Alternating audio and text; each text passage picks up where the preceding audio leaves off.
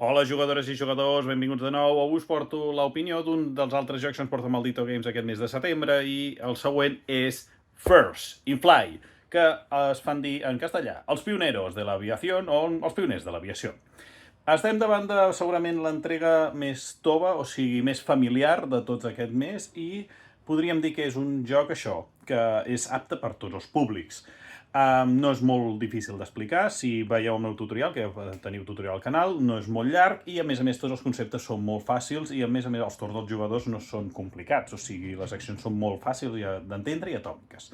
Per tant, estem a un joc molt agradable de jugar i a més les mecàniques principals que tenen són de creació de baralla, o sigui, i forçar la sort. Com forcem la sort? Doncs cada vegada que els jugadors vulguin volar i provar la seva avioneta representa ser la baralla de cartes que tenen. Van revelant una carta rere una altra i van veient com vola el seu avió o si rep algun mal i això pot provocar que s'estavelli. I aquesta tensió d'anar revelant cartes una a una a veure què passa és molt divertida. L'objectiu del joc és bàsicament volar més que els altres i això es fa a partir d'anar revelant, anar provant a veure l'avioneta cap on vola.